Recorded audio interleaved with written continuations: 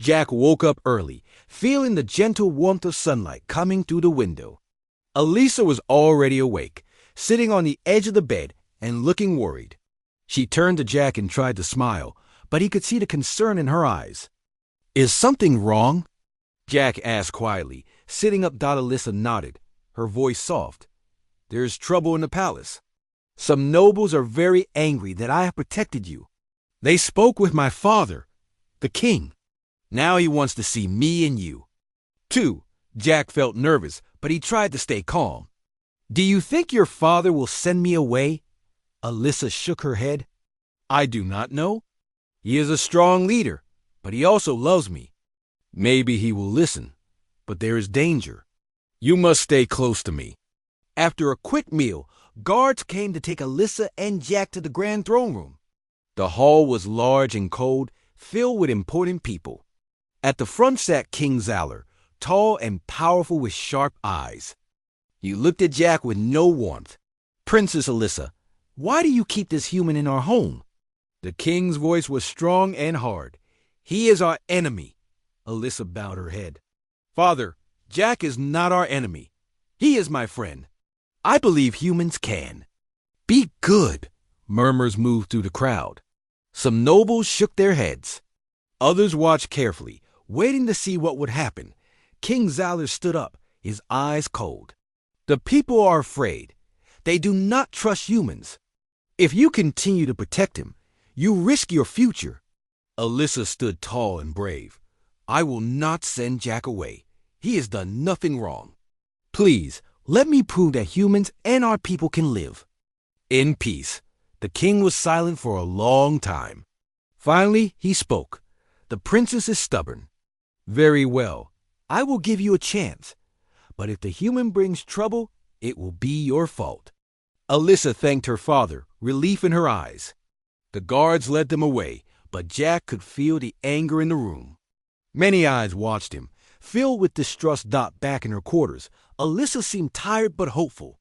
"You were very brave," Jack said quietly. Elisa smiled softly.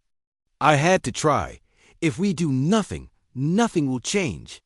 As the day passed, whispers in the palace grew stronger. Some servants stopped talking when Jack walked by. Others looked at him with open fear or hate.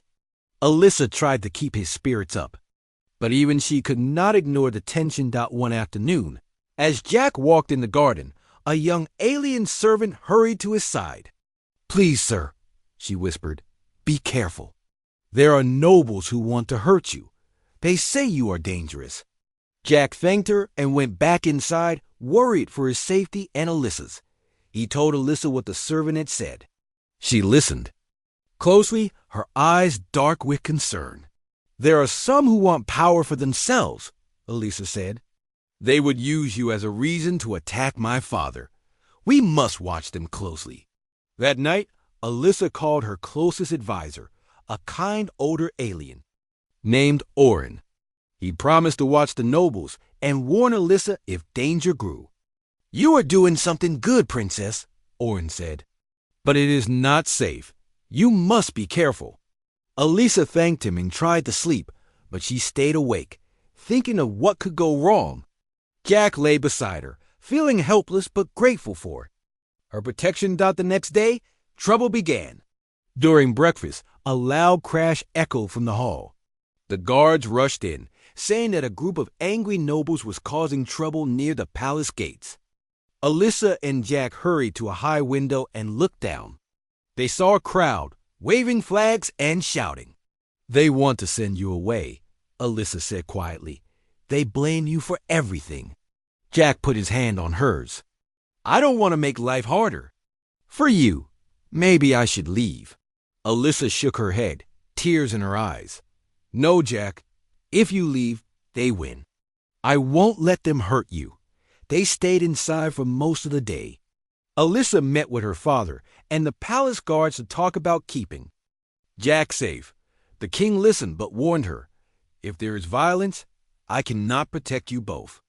As the night fell, Elisa and Jack sat together by the window, looking at the stars. "My father gave us a chance," Elisa said, "but we must be careful. If anything happens, We could lose everything. Jack nodded, feeling the weight of their situation. I will not let you fight alone. We are in this together. Alyssa smiled, touched by his words. Thank you, Jack. You give me strength. As they prepared for sleep, Jack and Alyssa knew the coming days would be hard. The palace was full of eyes and whispers. Enemies moved in the shadows, planning to tear them apart. But in that moment, side by side, they found comfort in each other. Their trust grew, and so did their hope. Whatever happened, they would face it together. The next morning, Jack woke up slowly. The first thing he noticed was the gentle light coming from the tall windows. The alien city outside looked peaceful. For a few seconds, Jack forgot he was far from Earth. Then he heard the soft sound of Alyssa moving about the room. She was standing by a table, pouring a drink into 2 small glasses. Good morning, Jack, Alyssa said kindly. Her voice was soft, almost like a song. She smiled when she saw he was awake. I hope you slept well. Jack sat up and stretched. I did, thank you, he answered. Your home is very different from what I'm used to, but it is beautiful. Alyssa walked over and handed him a glass. It is juice from one of our fruits. I hope you like it. Jack took a careful sip. It was sweet and cool, and it reminded him of something he might drink at home.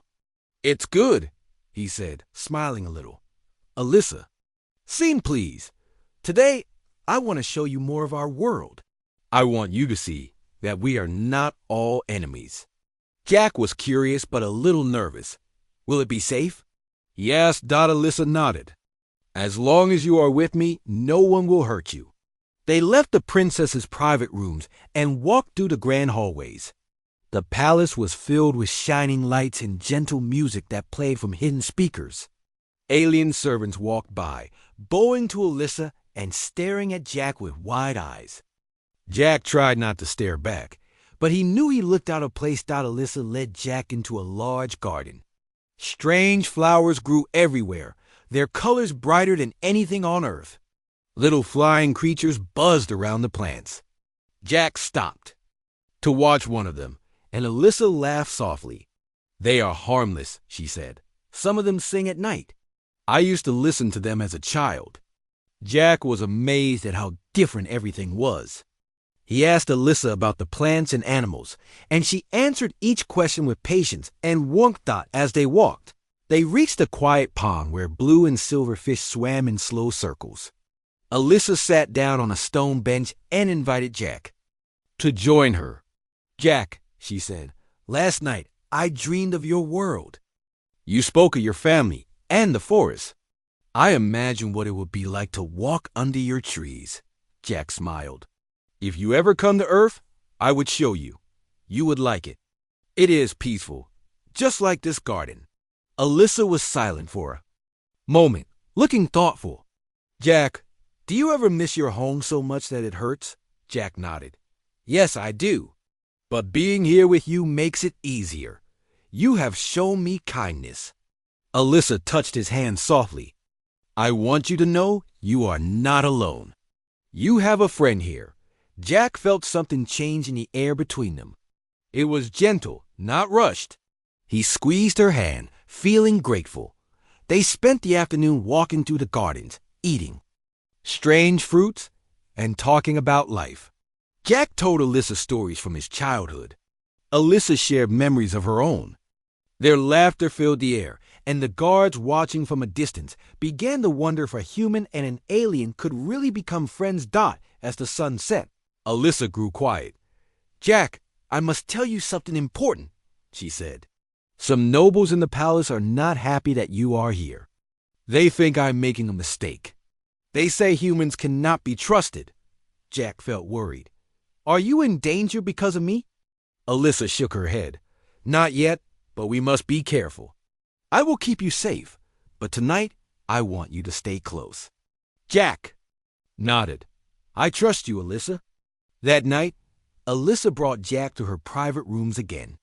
She prepared a bed for him next to hers, but this time she asked quietly, Will you share my bed, Jack?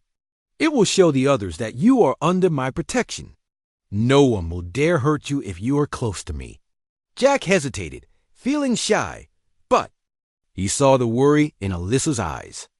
If it keeps us safe, I will. Alyssa smiled gently. Thank you. As they lay side by side, Jack thought about everything that had happened since his capture. He never expected to feel this way about an alien. Princess.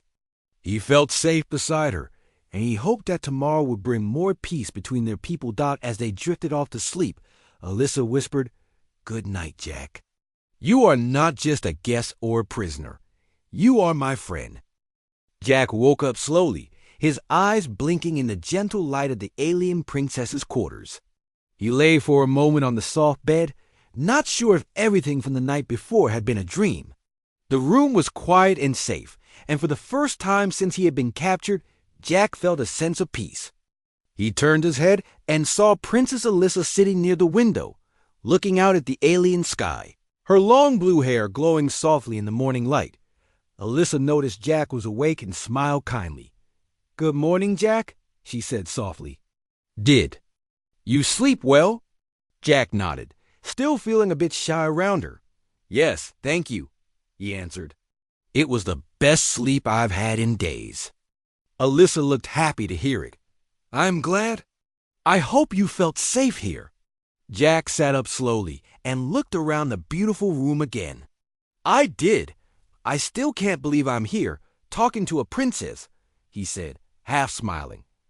Alyssa laughed quietly, her voice light and friendly. "And I can't believe I'm talking with a real human." "You're very different from what I was told." Jack was curious. "What did they tell you about humans?" Alyssa thought for a moment. "They say humans are aggressive and wild. But you seem calm and thoughtful. You show kindness and respect. That is not what our stories say." Jack nodded. "I think your people only saw us in battle. When we fight, we have to be strong. But when we are safe, we just want to live our lives." "Alyssa, listen closely. Tell me about your family, Jack." Jack spoke quietly about his parents, his little sister, and the small town where he grew up. He described the forests and lakes near his home, the feeling of safety, and the simple joys of being with people he loved. Alyssa seemed moved by his words, her eyes softening as she imagined his world. "Your home sounds peaceful," she said gently. "I wish I could see it one day," Jack smiled. "Maybe someday you can." There was a knock at the door. Alyssa stood up quickly, her calm mood fading. The guards entered, carrying a tray with food and drinks. They set it down on the table and bowed before leaving again. "You should eat," Alyssa said, bringing Jack to the table. The food was strange but tasty. He tried to use the utensils, making Alyssa laugh as she showed him the right way. For a while, everything felt almost normal. When they finished, Alyssa led Jack to a balcony overlooking the alien city. The buildings shone with bright colors, and flying ships moved silently through the air. Jack stared in wonder, forgetting his worries for a moment. "Our world is beautiful," Alyssa said quietly, "but it is also full of problems. Not everyone wants peace." Jack glanced at her, seeing sadness in her eyes. "I know what that's like. Earth isn't perfect either." Alyssa nodded. "My father is the king. He wants to protect our people, but he doesn't always understand what is best. Many are afraid of humans. They think you will destroy our way of life." Jack looked down, feeling the weight of her words. "I don't want to hurt anyone. I just want to go home." Alyssa turned to face him. "If you could leave now, would you? Or would you stay and help us find peace?" Jack thought hard. He wanted to go home, but he also saw how much Alyssa needed someone to understand her. "I want to help, if I can. Maybe we can learn from each other." Alyssa's eyes brightened. "That is all I hope for." The day passed with more talking, walking through the palace gardens, and sharing stories. Jack told Alyssa about music, laughter, and small joys of life on Earth. Alyssa showed him alien plants and strange creatures, smiling at Jack's surprise. And excitement as the sun set, the sky turned deep purple and gold. Alyssa and Jack sat together on a bench. They watched the city lights begin to glow. For a while, they said nothing, just enjoying the peace. Alyssa spoke softly. You know, many nobles are angry that I have brought a human here. They think I am foolish. Some are afraid you will hurt me. Jack looked at her with concern. I would never do anything to harm you.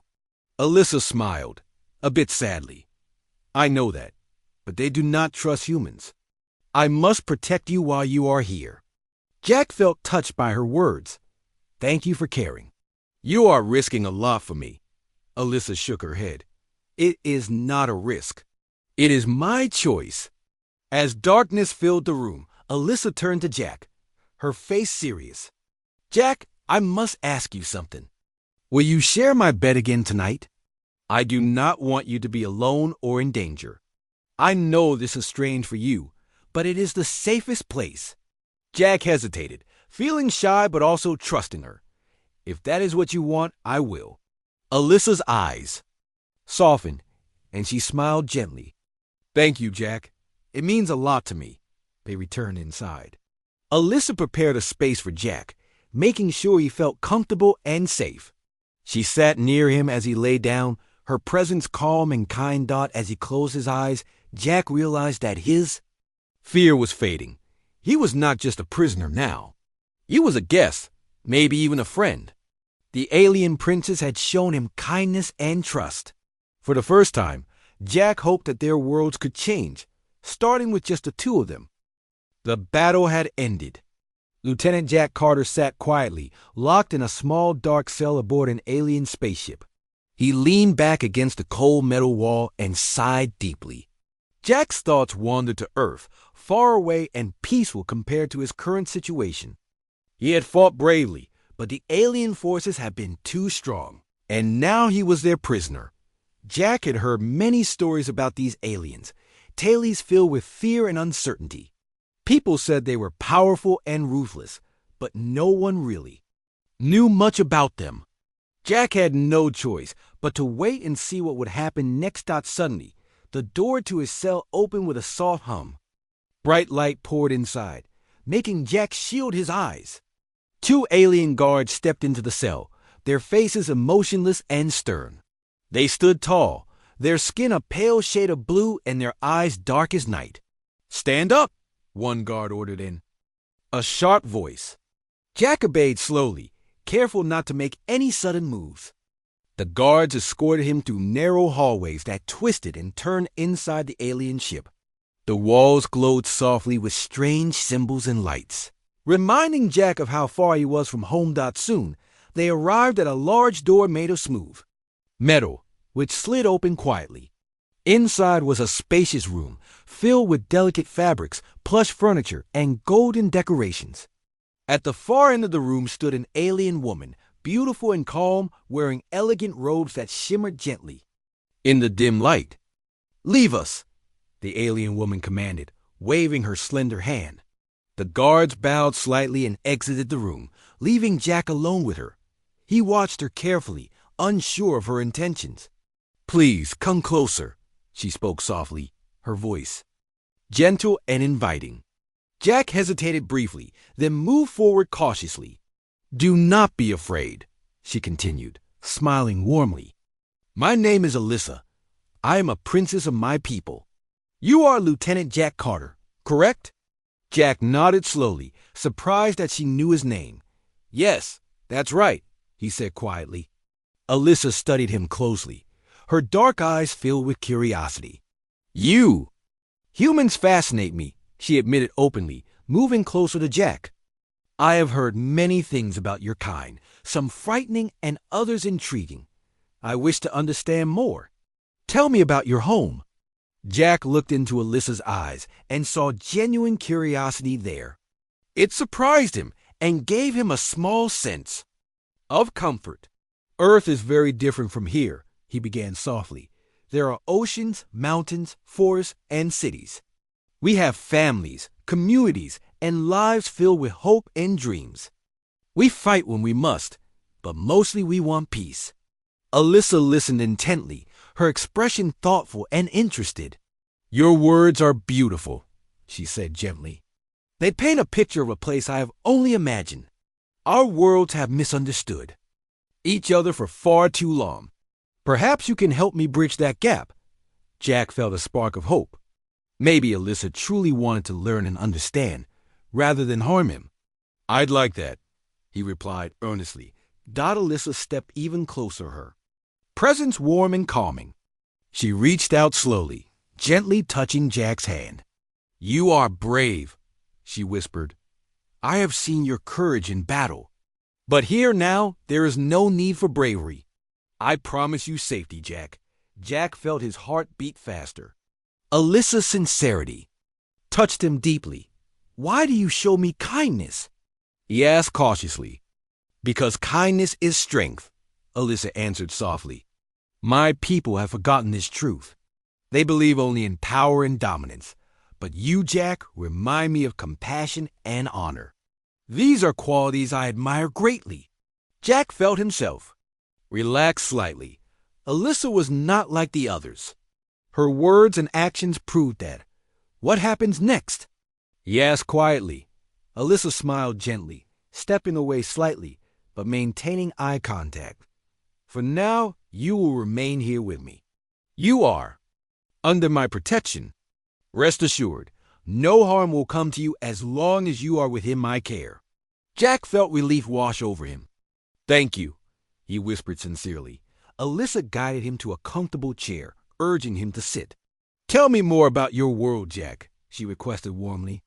Tell me stories of your people, your dreams, and your hopes. As Jack began to speak, he felt a strange sense of ease.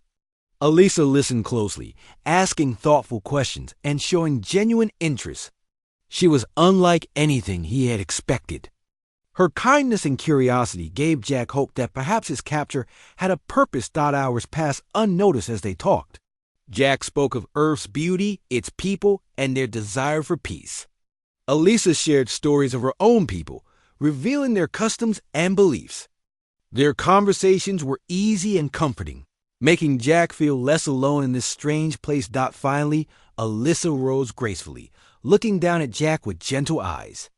It is late, she said softly. You must rest. Tomorrow we will speak again. Jack stood, feeling grateful, yet confused. Alyssa noticed his hesitation and smiled reassuringly. Tonight, you will sleep in my quarters. It is the only way I can guarantee your safety. My people will respect this arrangement, and you will be safe. Jack felt a rush of surprise, unsure of how to respond. Alyssa gently touched his arm, her eyes sincere and kind. Trust me, Jack, she whispered softly. You will share my bed tonight. Human, but it will be a place of peace and safety. Her words calmed him, and Jack nodded slowly. Alyssa led him toward another room within her quarters, beautifully decorated and peaceful. As Jack lay down, feeling comfortable and secure, Alyssa sat beside him, her presence reassuring. Sleep well, she whispered softly, watching over him protectively. Jack closed his eyes, finally feeling at peace. Tonight was only the beginning, and though uncertain of the future, he trusted Alyssa, knowing he was no longer alone. Jack Carter woke up before sunrise, feeling the weight of worry pressing on his chest. It had been a difficult week. The attack on Myra's room still echoed in his mind, and he knew there were still people who hated the peace between humans and Eldari. But as he looked out the window and saw the first light of day, he also felt a quiet hope. He and Mira were growing closer with every challenge. They had become a true team, sharing not just duty but trust and even laughter. After a quick breakfast, Jack found Myra in the palace garden. She was tending to a patch of new flowers, her hair pulled back and her hands covered in soft soil. She looked up when Jack arrived, her face lighting up with a real smile. Good morning, Jack, she said, wiping her hands. Jack smiled back. Good morning, Mira. These flowers look beautiful. Myra touched the petals gently. They are strong. Even when storms come, they bloom again. Jack nodded, thinking how true that was for them too. Soon, they were called to the council chamber. King Alden and General Laura Bennett waited with worried faces. news had come that Myra's safety was again in danger. The rebel group had not been caught, and the threats had grown. The king spoke with a heavy heart, asking Jack and Mira to be careful and limit their public events for a while. Myra listened, her face calm. I will not hide from my people. They must see that I am not afraid. Jack admired her courage. We will stand together, he said. The council planned a quiet visit to a hospital where wounded from the war were still recovering. Jack and Myra agreed, knowing their presence would bring hope to those still suffering. They moved quietly through the hospital halls, speaking with Eldari and human patients. Myra listened to every story with patience and kindness, while Jack offered his support and shared light jokes to make people smile. A young soldier who lost his leg in the war thanked him for visiting. You give us hope, he said. Jack felt proud, knowing he and Mira were making a real difference. After the hospital visit, they returned to the palace for a simple meal. While they ate, Myra asked, Do you ever feel afraid, Jack? Jack was honest. Yes, but I think it's okay to be afraid. It means we care. We just can't let fear control us. Myra smiled gently. Thank you for always telling me the truth. That afternoon, Myra received a message from a group of young Eldari who wanted her advice about helping their human neighbors. Myra agreed to meet them, and Jack joined her. The group asked questions about trust and forgiveness, worried about old anger that still burned in some hearts. Myra spoke from her own experience. You have to be patient. Real peace takes time. Kindness and understanding are the strongest tools we have. Jack shared his own story about how he once felt angry at the Eldari during the war but changed after meeting Myra. The young Eldari listened closely, and by the end of the meeting, some promised to try to be better neighbors. Jack felt proud of Myra for her gentle wisdom, but peace was not easy. That night, guards reported suspicious activity near the palace. Jack did not sleep much. He stayed close to Myra, checking every corner, making sure she was safe. Myra thanked him for his care and said, You make me feel brave. The next morning brought bad news. Rebels had attacked a supply convoy meant for a village that depended on the food. Jack's anger rose, but Myra stopped him. We need to help the village and show the rebels that we will not give in to fear. They gathered supplies and with a small group of helpers, traveled to the village themselves. When they arrived, they found hungry children and worried parents. Jack helped set up food stations while Myra comforted the sick and lonely. The villagers were surprised to see the princess and Jack working side by side. Slowly, the fear in the village faded as hope returned as the sun set. Jack and Myra sat together on the edge of the village, watching the children play. Myra looked at Jack. Thank you for believing in me. Jack shook his head. You are the bravest person I know. You teach me every day. On the way back to the palace, Jack and Myra spoke quietly. They talked about the future, their hopes for a time when people would not judge by looks or past anger, but by kindness. Jack felt a strong feeling in his heart, knowing that Myra had become the most important person in his life. When they reached the palace, King Alden was waiting. He had heard their work in the village and praised their courage. Your actions speak louder than words, he told them. You are changing our world. That night, Myra and Jack stood together on a balcony, looking at the stars. Myra was quiet for a long time before speaking. Jack, do you think people will ever truly accept us? Jack took her hand. It will take time, but yes, I believe. We have to keep trying, Myra smiled, leaning closer. Thank you for not giving up. Jack felt a deep sense of peace as they stood together. He knew there would still be hard days ahead, but he was not afraid. With Myra beside him, he was ready for anything. Together, they would keep building peace, one act of kindness at a time. Jack Carter woke early and found the palace much quieter than usual. For days, he and Myra had faced questions and doubts from people who did not trust the new peace. Some Eldari still looked at Jack with suspicion, while some humans whispered, about Myra's appearance and wondered why Jack, a hero of the war, would agree to marry her. Despite the doubts, Jack never changed his mind. Each day, he saw more of Mira's gentle strength, and it only made him respect her more. That morning, Jack found Myra sitting alone in the library, reading quietly. Sunlight came through tall windows, making the room feel peaceful. Jack sat beside her, and she looked up, a soft smile on her face. "Did you sleep well?" Jack asked. Mira nodded. "Yes, I was reading about Earth customs. Your world has many traditions for marriage." Jack smiled. "I always thought I'd have a small, simple wedding at home. But now, everything is different. I'm glad I'm here with you, though." Myra's eyes showed her gratitude. "I'm glad, too. I used to dream of a simple life, not a royal one. But now, I think we can create something good together." Later that day, Jack and Mira were called to a council meeting. There was news of unrest in another city. Some people were protesting against the marriage and the alliance, saying it was a mistake to trust humans and Eldari together. Jack felt tired, but he knew they could not give up. At the council, King Alden spoke first. "We must show our people that this union is real, not just a symbol. Jack, Mira, you must visit the troubled city and speak to them yourselves." Jack agreed. He looked at Myra, who nodded bravely. They traveled to the city, guarded by both human and Eldari soldiers. When they arrived, a crowd was waiting. Some shouted, but others were silent, just watching. Jack and Mira stood together on a platform, and Jack spoke first. "I understand your fear. I fought in the war, and I know what was lost. But I also know that we cannot live in fear forever.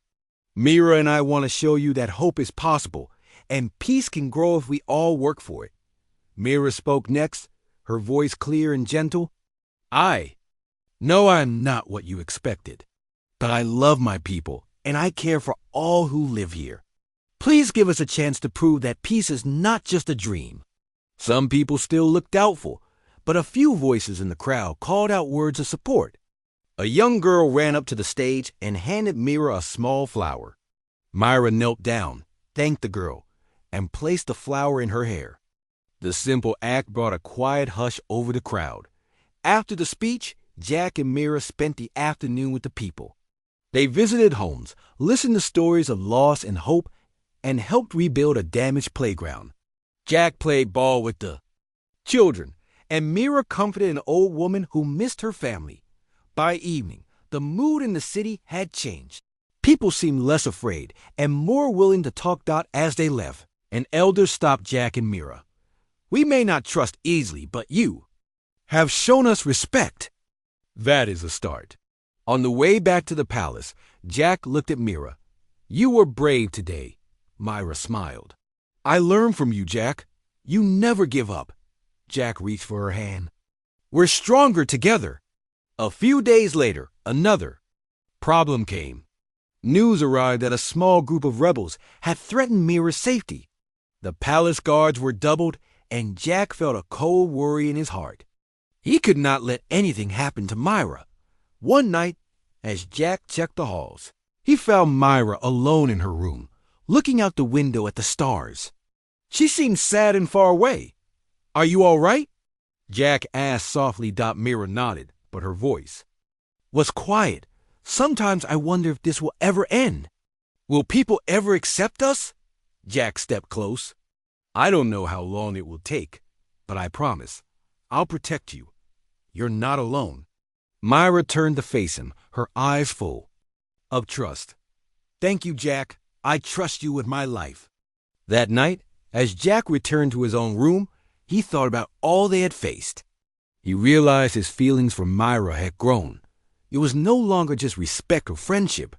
He cared for her deeply, more than he had expected. The next day brought a sudden danger. The palace alarm sounded, and Jack rushed through the halls to find guards running to the east wing. Someone had tried to break into Myra's room. Jack arrived just in time to see the guards catch a masked figure, a rebel who shouted angry words about the Union peace. Jack felt fear and anger, but he stayed calm. He went to Myra's side and found her shaken but safe. He hugged her gently, promising again to keep her safe. In the days that followed, Jack never left Myra's side. They spent more time together, finding comfort in each other. They visited the city gardens, walked by the river, and talked for hours about their dreams. Myra shared her hopes for a day when no one would judge her for her looks, and Jack told her stories from his childhood, making her laugh and smile. One evening, Myra asked Jack, "Do you regret agreeing to this marriage?" Jack shook his head. "Never. I'm grateful for you, Myra. You've taught me to see the world with new eyes." Myra looked at him softly. "I am grateful for you too, Jack. You make me feel seen even when others look away." That night, as they stood together under the stars, Jack felt hope. The road ahead would not be easy, but together, he and Myra were stronger than before. For the first time, Jack let himself believe that their marriage could truly change both their worlds, one small act of kindness at a time.